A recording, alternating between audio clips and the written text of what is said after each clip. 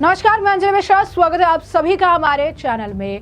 वक्फ संशोधन बिल को लेकर लगातार मुस्लिम पर्सनल लॉ बोर्ड जो है तरह तरह की बयानबाजी कर रहा है, प्रोटेस्ट का आह्वान भी कर रहा है। और इसी बीच आपको बता दें कि मुस्लिम पर्सनल लॉ बोर्ड के अध्यक्ष ने एक ऐसा बयान दे दिया है और उन्होंने साफ तौर पर यह कहा है कि डॉक्यूमेंट नहीं भी है तो वक्फ की जमीन जो है वो हमारी ही रहेगी, हमें डॉक्यूमेंट्स दिखाने की जरूरत नहीं है। जिसके बाद आपको बता दें कि अजमेर शरीफ के भी एक मौलाना उनका भी बयान सामने आया है और वो वक्फ संशोधन बिल के साथ है और ये कह रही हैं कि समय की जरूरत है वक्फ में संशोधन और इससे लोगों का फायदा होगा। तो एक तरफ आप देख सकते हैं कि किस तरीके से मुस्लिम पर्सनल लॉ बोर्ड जो है आम मुसलमानों को, इनोसेंट मुसलमानों को जो है भटकाने का प्रयास कर रहा है, तो दूसरी तरफ एक और व्यक्ति हैं जो कि अजमेर शरीफ, जो कि आप कह सकते हैं कि इनके धर्म का एक केंद्र माना जाता है, वहां के मौलवी हैं और वो साफ तौर पर वक्फ संशोधन बिल के साथ नजर आ रहे हैं। और ऐसे में हम आपको बताएंगे कि क्यों आज के वक्त में वक्फ बोर्ड में अमेंडमेंट करने की जरूरत है, किस तरीके से वक्फ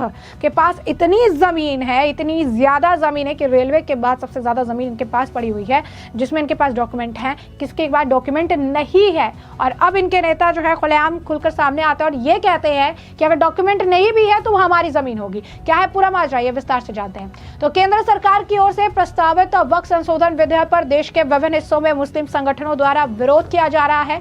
all India Muslim personal law board भी लगातार इस बिल के खिलाफ मुखर है और प्रदर्शन भी कर रहा है। अब हैदराबाद के मीर आलम मस्जिद में ईद की नमाज के बाद पहले all India Muslim personal law board के प्रेसिडेंट मौलाना खालिद सैफुल्लाह रहमानी ने बड़ा बयान दे दिया और कहा कि कोई जमीन जो वक्फ की जमीन है और उसका डॉक्यूमेंट नहीं भी है तो भी वो वक्फ की ही जमीन है। हैदराबाद की मीर आलम मस्जिद में नमाज से पहले all India Muslim personal law board के प्रेसिडेंट मौलाना खालिद सैफुल्लाह रहमानी ने कहा कि कोई जमीन जो वक्फ की जमीन है और उसका डॉक्यूमेंट नहीं भी है तो भी वो वक्फ की ही जमीन है। शाहजहां के वक्त की जामा मस्जिद के डॉक्यूमेंट में कहां से मिलेगा, ये क्या हमसे ले लिया जा सकता है, क्या वो दे दें? हमारे भाइयों के तिरुपति मंदिर के डॉक्यूमेंट कहां से लाए जाएंगे, जरा ये भी हमें बता दें। उन्होंने कहा कि क्या गैर मुस्लिम हमारी कमेटी में रहकर हमारे लिए इंसाफ कर पाएंगे? अगर कोई वक्त की जमीन पर 12-13 साल से किसी ने कब्जा कर लिया हो तो नाजायज कब्जा होने के बावजूद उसी के नाम हो जाएगी। कोई आज मुसलमान हो या मुसलमान 50 साल से हो, हमारे लिए वो एक है। लेकिन अब कहा जा रहा है कि 5 साल तक जब तक वो साबित ना कर दे कि वो इस्लामिक जो है प्रीचर है, वो वक्फ नहीं कर सकता। मौलाना खालिद सैफुल्लाह रहमानी का बयान है, क्या कुछ अभी वो कह रहे हैं, सुनिए।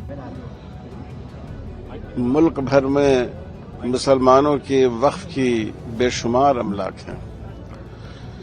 मस्जिदें वक्फ हैं, मदरसे वक्फ हैं, कब्रिस्तान वक्फ हैं, ईदगाहें वक्फ हैं, दरगाहें वक्फ हैं, इमाम बारे वक्फ हैं, बहुत से यतीम खाने हैं जो वक्फ हैं, मुसाफिर खाने वक्फ हैं, यह सब वक्फ में शामिल हैं। वक्फ को नुकसान पहुंचने का मतलब यह है कि इन सब चीजों को नुकसान पहुंचेगा। इस वक्त जो वक्फ तरमीमी बिल 2024 लाया गया है, यह वक्फ की हिफाजत के लिए नहीं है बल्कि वक्फ को तबाह को बर्बाद करने के लिए। और ये इम्तियाज पर मबनी कानून है। जो सहूलतें हमारे हिंदू भाइयों को उनके धार्मिक स्थलों और मजहबी कामों के लिए है, सिख भाइयों को है, मुसलमानों को उससे महरूम करने की कोशिश की जा रही है। इसलिए हिंदुस्तान भर के मुसलमान, तमाम मसालिक के लोग, तमाम तंजीमों के लोग इसका विरोध कर रहे हैं। और all India Muslim personal law board के लिए ये बिल बिल्कुल नाकाबिल कबूल है। हमने इसके लिए कोशिशें की हैं, ईमेल के जरिए अपनी राय का इजहार किया है, जेपीसी में जाकर अपना मशवरा पेश किया है। बहुत बड़ा धरना दिल्ली में हुआ, बहुत बड़ा धरना पटना में और विजयवाड़ा में हुआ और ये हमारे लिए बिल्कुल नाकाबिल कबूल है।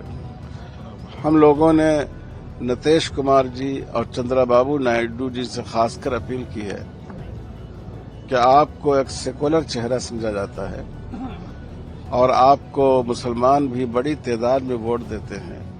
आपकी जिम्मेदारी है कि मुसलमानों के साथ होने वाली इस नाइंसाफी का साथ नहीं दें। अगर आपने ऐसा किया तो आपका चेहरा दागदार हो जाएगा और इंसाफ और सेकुलरिज्म पर स्याही लग जाएगी। ये बात हमने विजयवाड़ा में भी कही, ये बात बोर्ड ने पटना में भी कही, आज भी कह रहे हैं। और आप लोगों के वास्ते से हम तेलंगाना के हमारे मुअज़्ज़ज़ चीफ मिनिस्टर साहब से भी दरख्वास्त कर रहे हैं कि जैसे तमिलनाडु में, कर्नाटक में और कई रियासतों में इस वक्फ बिल के खिलाफ असम्बली से तजवीज़ मंजूर हुई है, हम चाहते हैं कि तेलंगाना असम्बली से भी ये गवर्नमेंट इसके खिलाफ तजवीज़ मंजूर करे। हमें खुशी है कि तमाम अपोजिशन पार्टियां नॉर्थ से लेकर साउथ तक इस मसले में हुकूमत की मुखालफत कर रही है, क्योंकि ये बिल्कुल नाइंसाफी पर मबनी चीज है। तो इसलिए हम अपने मुअज़्ज़ज़ चीफ मिनिस्टर तेलंगाना साहब से भी उम्मीद रखते हैं कि वो भी असम्बली से इस सिलसिले में रिजर्वेशन पास करेंगे, तजवीज़ पास करेंगे और इंशाअल्लाह उसका बड़ा असर होगा। देखिए, हम ये हमारा तासुर ये है कि हमारे मुल्क में तमाम तबकों को, तमाम वर्गों को मजहबी आज़ादी दी गई है। दस्तूर की दफा 29 में ये बात भी कही गई है कि हर एक को अपनी जो उनकी मजहबी अमलाक हैं और जो उनके इंस्टीट्यूशंस हैं उनके इंतजाम की आज़ादी हासिल होगी। इसलिए इसमें किसी में दखल नहीं देना चाहिए, न हमारे हिंदू भाइयों के इसमें, न मुसलमानों, न सिखों। इनको करना चाहिए जहां इनको गवर्नमेंट की मदद की जरूरत हो और ये गवर्नमेंट से मदद मांगे हैं अपनी चीज की हिफाजत की, वहां गवर्नमेंट को उनकी हेल्प करनी चाहिए। नहीं हुआ। देखिए, एक तो हमारे उत्तर प्रदेश के सीएम का एक खास कल्चर है, बलडोजर कल्चर, कि उसमें कोई जुर्म की कैद नहीं है, जो मुखालिफ हो उस पर बलडोजर चला दो। लेकिन उसके लिए एक अच्छा हल भी है, जो जमीनें हैं या तो उनको खाली कराकर वक्फ बोर्ड को दिया जाए, और या अगर उसको मुकम्मल इनखला कराने में बहुत नुकसान का अंदेशा हो तो वो लोग जो मुनासिब किराया हो सकता है गवर्नमेंट मुतय्यन करे, वो किराया अदा करे वक्फ बोर्ड को, और जिस पर्पस के लिए वो जमीन वक्फ की गई थी उस पर उसका इस्तेमाल हो। कैसे रेगुलराइज किया जा सकता है? आपको लगता है कि कानून जो है, अब जैसे ये कानून लेकर जा रहे हैं जिसके विरोध में आप लोग, तो कैसे कानून बनना चाहिए था कि वो हम लोगों ने पेश किया है। हम लोगों ने तकरीबन 250 सफ़े का डॉक्यूमेंट पेश किया जेपीसी में, मैं खुद उसमें शामिल था, और हमारे सुप्रीम कोर्ट के सीनियर एडवोकेट्स ने उसको तैयार किया कि इसमें कहाँ कहाँ क्या गलती है, इसको कैसे सही करना चाहिए। लेकिन अगर हुकूमत सुनने को तैयार हो तो बात हो सकती है। अब आप सोचिए कि मुल्क में अपोजिशन की भी तो एक अहमियत है, लेकिन अपोजिशन की एक राय को भी उन्होंने कबूल नहीं किया। जो 14 तरमीम ये लाए बाद में, उसमें अपनी पार्टी ही के लोगों की बातें उन्होंने कबूल की, अपोजिशन की सारी बातों को नकार दिया। तो ये एक जमहूरी मुल्क में, खासकर हमारे मुल्क में, ये रवायत नहीं थी। अपोजिशन की बात को बड़ी अहमियत दी जाती थी। अपोजिशन होती ही इसलिए कि वो हुकूमत को सही रास्ते पर कायम रखे, लेकिन ये हुकूमत ऐसी है जिसके कान बहरे हो गए हैं, जो अपोजिशन की, अक़लियतों की, मजलूमों की, दलितों की बात सुनने को तैयार नहीं है। बस एक सवाल ये भी, जैसे हाल ही में जो है उत्तराखंड तौर पर आपने सुना, उन्होंने कहा हमारे निजाम ने कोई भेदभाव नहीं किया, जितना निजाम ने मुसलमानों के लिए है उतना हिंदुओं के लिए भी किया है। वैसे ही हिंदू राजा राजवाड़ों ने मुसलमानों के लिए जमीन दी थी, लेकिन अब भी वक्त के बिल में ऐसी जमीनें निकल ही जाएंगी। वही दूसरी तरफ अजमेर दरगाह के आध्यात्मिक प्रमुख ने उत्तराधिकारी सैयद नसरुद्दीन चिश्ती ने ईद की नमाज के बाद पत्रकारों से बातचीत की और सरकार के कदम को सही बताया और कहा कि काफी सोच विचार के बाद ऐसा किया गया है। चिश्ती ने कहा कि विरोध करना सहमति असहमति जहां तक वक्त का सवाल है, हालांकि यह दिन नहीं है, आज ईद का दिन है। विरोध और समर्थन लोकतंत्र का हिस्सा है। अगर कोई संवैधानिक तरीके से विरोध करता है तो करे, इसमें दिक्कत नहीं, लेकिन जहां तक वक्त का सवाल है, मेरा मानना है कि वक्त में संशोधन की जरूरत है। क्या कुछ और कहना है उनका, सुनिए। लेकिन इसके साथ साथ हमारा ये भी खुशनसीबी है कि हम हिंदुस्तान जैसे गंगा जमनी तहजीब वाले मुल्क में रह रहे हैं। हम यहाँ पैदा हुए, हम इस मुल्क के नागरिक हैं। हिंदुस्तान की गंगा जमनी तहजीब आपको ये देखने को मिलेगी। कल चेटी चंद का पर्व मनाया गया, नवरात्रों का पर्व मनाया जा रहा है, और आज ईद उल फित्र का। मुझे पूरे यकीन है हिंदुस्तान में तमाम जगह यही नजारा आपको देखने को मिलेगा कि तमाम मजहब के लोग एक दूसरे को मुबारकबाद दे रहे हैं। कोई नवरात्रि की दे रहा है, कोई चेटी चंद की दे रहा है, कोई ईद उल फित्र की दे रहा है। मैं तीनों ईद पर्व की पूरे देशवासियों को मुबारकबाद देता हूँ। हमारे मुल्क की गंगा जमनी तहजीब यही है कि मिलजुल कर रहें, हमारा मुल्क तरक्की के रास्ते में गामजन हो, और यही हमारे मुल्क की ताकत है। सौगात मोदी पर क्या कहना चाहिए? देखिए, ये अच्छा इनिशिएटिव है प्रधानमंत्री जी, क्योंकि हमारे यहाँ एक सिस्टम है कि हम रमजान के महीने में उन लोगों तक हम भी पहुंचते हैं जो ईद मनाने में असमर्थ होते हैं, फाइनेंशियली कमजोर होते हैं, और हम समझते हैं कि हम और उनके घर में कुछ पहुंचाएंगे तो हम उनके त्योहार में बराबर के शरीक हुए। और मोदी जी ने वही as a prime minister of India देश का नेतृत्व करते हुए वही रोल अदा किया है कि सौगात मोदी लोगों के घर घर पहुंचाइए 22 लाख मुसलमानों तक। तो मुझे पूरा यकीन है उनकी दुआएं भी मिली होंगी और उनके त्योहार में मोदी जी बराबर के शरीक हुए हैं। वक्फ बोर्ड का लगातार विरोध किया जा रहा है। देखिए, विरोध करना, सहमति असहमति जो है वक्त का जहां तक मैटर है। आज हालांकि ये दिन नहीं है, ईद उल फित्र का दिन है। आपने पूछा सवाल, विरोध और समर्थन ये डेमोक्रेसी का एक पार्ट है, सहमति असहमति भी डेमोक्रेसी का एक पार्ट है। कोई कॉन्स्टिट्यूशन तरीके से, संवैधानिक तरीके से अगर कोई प्रोटेस्ट करता है तो करे, कोई दिक्कत नहीं है। लेकिन जहां तक वक्फ का मेरा मानना ही है कि वक्फ में अमेंडमेंट की जरूरत है। देखिए, वक्फ का मतलब ये कतई ये नहीं है कि लोग ये कह रहे हैं कि मस्जिदें छीन जाएंगी, खानकाएं छीन जाएंगी, कब्रिस्तान छीन जाएंगी, ये कहना गलत है। हो सकता है कुछ सेक्शन से उनको प्रॉब्लम हो, ये असहमति हुई, ये डेमोक्रेसी का पार्ट है। और सरकार को कोई जल्दबाजी नहीं है, सरकार ने बहुत तसल्ली से इस बिल को लाई थी। सरकार ने बाकायदा जेपीसी में ये बिल दिया, जेपीसी ने बहुत पेशेंटली सबको सुना है और उसके बाद में अब ये बिल पेश करने जाएंगे। मुझे पूरा यकीन है कि ये बिल आने के बाद में वक्फ के मैटर में ट्रांसपेरेंसी आएगी और उसकी प्रॉपर्टी को प्रोटेक्ट होगी, और जो किराया इंक्रोचमेंट जो कस्से कम है, ज्यादा हो चुका है वक्फ के अंदर, वो इंक्रोचमेंट हटेगा और वक्फ का किराया बढ़ेगा जो कौम के लिए काम आएगा। इसके अंदर ये गुमराह ये कर रहे हैं कि साहब ये वक्फ के जरिए शरीयत में मुदाखलत नहीं। तो ये वक्फ एक अलग मामला है, वक्फ के मामला बिल्कुल अलग होते हैं, वो शरीयत से मामला है। लेकिन वक्फ को मैनेज करने के लिए और उसकी प्रॉपर्टी को रेगुलेट करने के लिए 1954 में कॉन्स्टिट्यूशन के तहत एक एक्ट लाया गया था, और उस एक्ट के अंदर सिस्टम बनाया गया था वक्फ बोर्ड का, सेंट्रल वक्फ काउंसिल का सिस्टम 1964 बना। तो वक्फ बोर्ड के अंदर सीईओ होता है, चेयरमैन होता है, मेंबर्स होते हैं, तो उसकी कार्य प्रणाली को चेंज किया जा रहा है और इफेक्टिव बनाया जा रहा है। इसमें किसी से मजहब की कोई मुदाखलत नहीं मानी जानी चाहिए, मेरा मानना ये है। और मुझे उम्मीद है कि एक सार्थक बहस होगी पार्लियामेंट में जब बिल पेश होगा और सबको सुनने के बाद में एक अच्छा बिल पास होगा। योगी आदित्यनाथ ने कहा है कि मुसलमानों के बीच में हिंदू सुरक्षित नहीं, मैं इस बात से इत्तेफाक नहीं रखता। देखिए, इस मुल्क में सब सुरक्षित है। ये मुल्क बिल्कुल सबके लिए ही उतना सुरक्षित है जितना मुसलमान के लिए, जितना हिंदू के लिए, और हम सब मिलजुल के रह रहे हैं। गंगा जमनी तहजीब है, आप देख रहे हैं यहाँ पे हिंदू भी मौजूद है, मुसलमान भी मौजूद है। अब उनका पर्सनल व्यू होगा, मैं इससे इत्तेफाक नहीं। जैसा कि आपने सुना कि अजमेर शरीफ दरगाह के चिश्ती ने कहा है कि ये कहना गलत है कि इससे मस्जिद, खानगाह और कब्रिस्तान छिन जाएंगे। हो सकता है कि किसी सेक्शन से उन्हें आपत्ति हो, ये लोकतंत्र का हिस्सा है। सरकार को कोई जल्दीबाजी नहीं है, सरकार बहुत तसल्ली से बिल लाई है। इसे जेपीसी में भेजा गया है और जेपीसी ने सबको सुना है, उसके बाद अब बिल पेश करेंगे। वक्फ संशोधन के फायदे गिनाते हुए चिश्ती जी ने कहा कि मुझे पूरी उम्मीद है कि संशोधन के बाद वक्फ में पारदर्शिता आएगी, वक्फ की प्रॉपर्टी की रक्षा होगी, जो पहले से कब्जा है वो हटेगा, किराया बढ़ेगा तो कौम के काम आएगा। इसके अंदर गुमराह कर रहे हैं कि यह शरीयत के हस्तक्षेप है, नहीं, वक्फ का मामला अलग है, वो शरीयत का मामला अलग है। लेकिन वक्फ को मैनेज करने के लिए 1954 में एक एक्ट लाया गया था, उसमें सिस्टम बनाया गया था। सीईओ होता है, चेयरमैन होता है और सदस्य होते हैं, उनकी कार्यप्रणाली को बदला जा रहा है और उसमें प्रभावी बनाया जाएगा। वक्फ बोर्ड को लेकर उनके बयान पर जिस तरीके से उन्होंने चीजें कही से लेकर किरण रिजिजू का भी बयान है, क्या कुछ कह रही हैं किरण रिजिजू, सुनिए।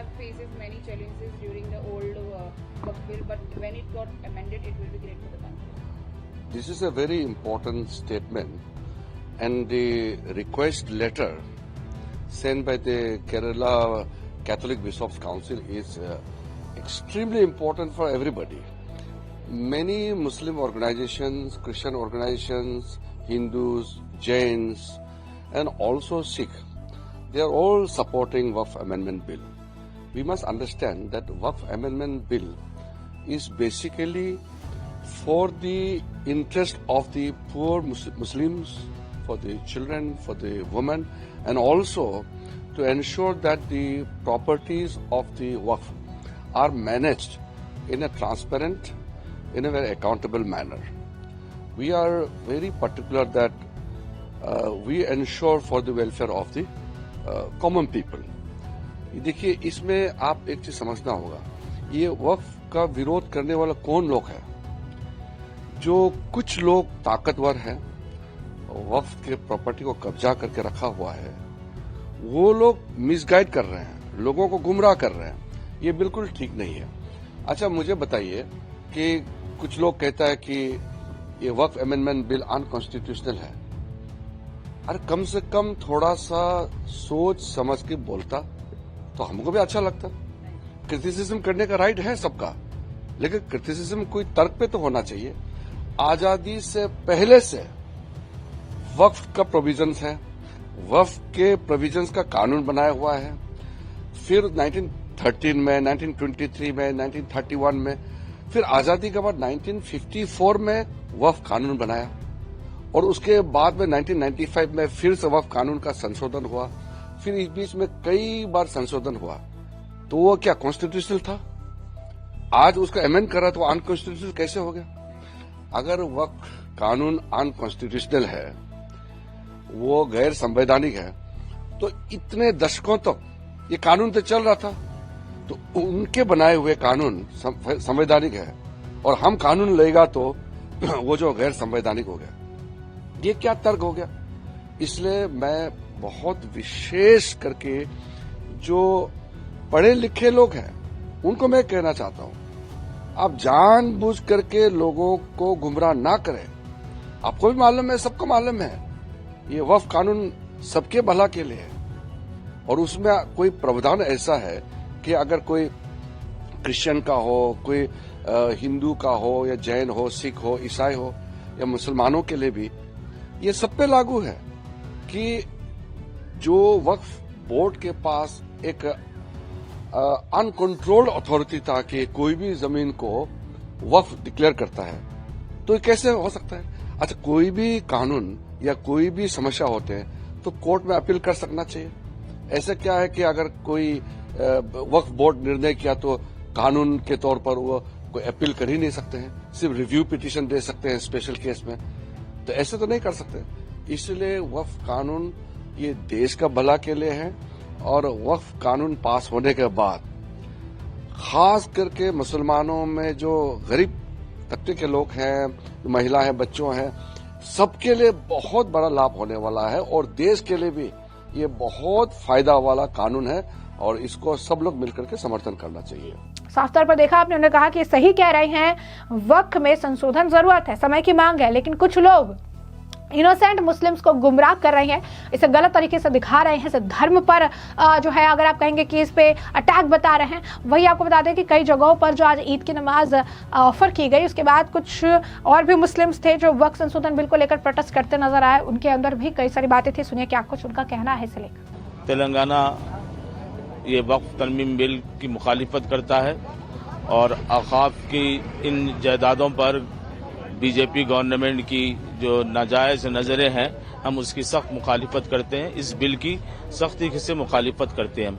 ये बिल हमको मंजूर नहीं है। प्रोटेस्ट वक्फ बिल के लिए इसलिए कर रहे हैं क्योंकि जो ये हुकूमत जो है वक्फ बिल की जो औकाफ की जो ज़मीनें हैं, उन तमाम ज़मीनों को जो हड़पना चाह रही नाजायज़ तरीक़ों से, उसके खिलाफ बेशक मुसलमान, हर मुसलमान को बल्कि इसके खिलाफ आवाज़ उठाना चाहिए। ये सिर्फ हमारा मलकपेट या सैदाबाद या किसी हैदराबाद के लोगों का काम नहीं, बल्कि पूरे हिंदुस्तान के मुसलमानों का काम है ये। क्योंकि मुसलमानों की ऐसी ऐसी ज़मीनें हैं, ऐसे ऐसे कब्रिस्तान, ऐसी ऐसी मसाजिदें हैं जो कि वक्फ कर दी गई थी बहुत ज़मानों पहले, और आज अगर आप कहते हैं कि वो आपके लिए बिलोंग करती हैं तो फिर सॉरी, यू आर रॉन्ग। हमारे साथी ये कहे हैं कि ये मुसलमानों का मामला है। नहीं, मुसलमानों का मामला नहीं है, बल्कि हुकूमत को भी चाहिए कि हम अपने हिंदुस्तानी शहरी हैं, हमारे पहले के लोग जो वक्फ किए हैं उसको हुकूमत को प्रोटेक्ट करे और पॉपुलेशन बढ़ने के बाद वो जमाने 47 के बाद हम और बढ़ गए हैं।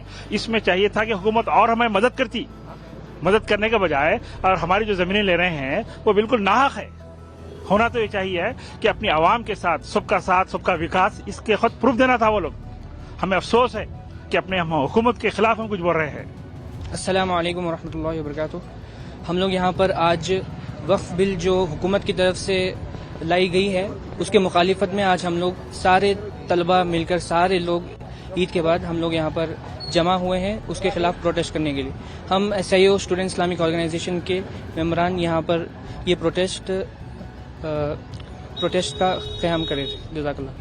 साफ तौर पर सुना आपने कि इन्हें किस तरीके से समझाया गया है कि ये इनकी कौम पर, इनके आप कह सकते हैं कि धार्मिक चीज़ों पर, धार्मिक आस्था पर जो है ये सरकार चोट कर रही है, लेकिन ऐसा नहीं है। वक्फ बिल लाने के पीछे का एक बहुत बड़ा कारण भी हम आपको बताते हैं कि वक्फ बोर्ड ने पूरे देश में इस वक्त हम आपको बता दें तो 58,000 से ज्यादा संपत्तियों पर कब्जा कर रखा है।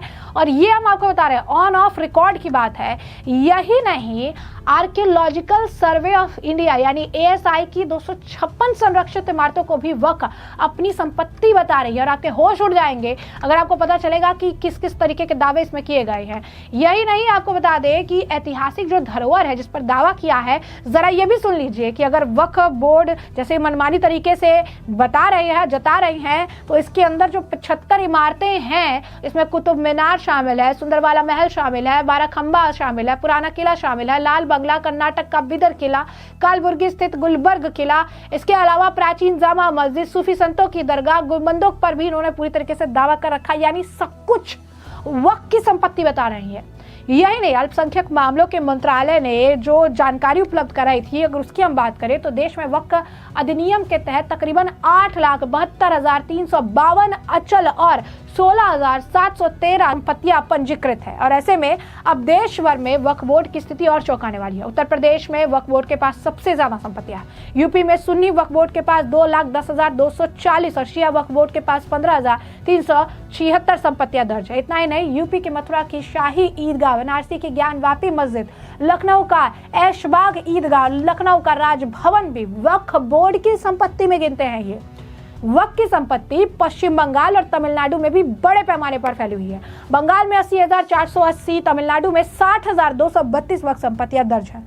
वहीं केंद्रीय अल्पसंख्यक कार्य मंत्रालय की रिपोर्ट के अनुसार देश भर में यह आंकड़ा 8 लाख से भी ज्यादा बताया जा रहा है। बनारस में भी जिला प्रशासन ने वक्फ बोर्ड के किए गए संपत्ति का सर्वे रिपोर्ट शासन को भेजा था, जिसमें 406 जमीन सरकार के सामने निकल कर आई थी। अंडमान निकोबार में भी 151, आंध्र प्रदेश में 14,685, असम में 2,654, बिहार में 1,750, बिहार में सुन्नी के पास जो है 6,866, चंडीगढ़ में 34, छत्तीसगढ़ में 4,230 और ऐसे में तमाम जगहों पर इनकी संपत्तियां हैं। दिल्ली में 1,047 है, गुजरात स्टेट वक्फ बोर्ड में इनके पास तकरीबन राउंड फिगर में 40,000 संपत्तियां हैं। हरियाणा वक्फ बोर्ड में 23,000, हिमाचल वक्फ बोर्ड में 5,343, जम्मू और कश्मीर में 32,000, 32,500 से ज्यादा संपत्ति हैं। मध्य प्रदेश में 33,472, कर्नाटक में 62,830, महाराष्ट्र में 36,701, उड़ीसा में 10,314, पंजाब में 75,000, तकरीबन आपको बता दें 76,000, राजस्थान में 30,000 से ज्यादा, तमिलनाडु में 66,000 से ज्यादा, तेलंगाना में 45,000 से ज्यादा है। यूपी शिया सेंट्रल बोर्ड के पास 15,000 से ज्यादा और सुन्नी सेंट्रल बोर्ड के पास 2,17,161 जो है ये आंकड़े हैं। और उत्तराखंड में भी 5,000 से ज्यादा। अब देखिए, ये आंकड़े चौंकाने वाले हैं। इसी वजह से रेलवे के बाद सबसे ज्यादा जमीन इन्होंने अधिकृत कर रखी है। 75 से ज्यादा जो पौराणिक चीजें हैं, जो आप कह सकते हैं 75 से ज्यादा जो पुराने इमारतें हैं, उस पर भी इन्होंने वक्फ का दावा कर रखा है। अब आप समझिए कि वक्फ संशोधन बिल लाने की जरूरत क्यों है, क्योंकि ये आंकड़े जो हमने आपको बताए, हम कुछ काट छाट के आपको आंकड़े बताए हैं, पूरे आंकड़े भी आपको नहीं बताए हैं, क्योंकि ये आंकड़ा 8 लाख के पार है। तो ऐसे में वक्फ संशोधन की जरूरत क्यों है, ये आंकड़े चीख कर बता रहे हैं। और ऐसे में हमने आपको जो पूरा मामला है विस्तार से बताया। इस मामले पर अब आपकी जो राय हो कमेंट सेक्शन में कमेंट करके जरूर से जरूर साझा करिएगा। धन्यवाद।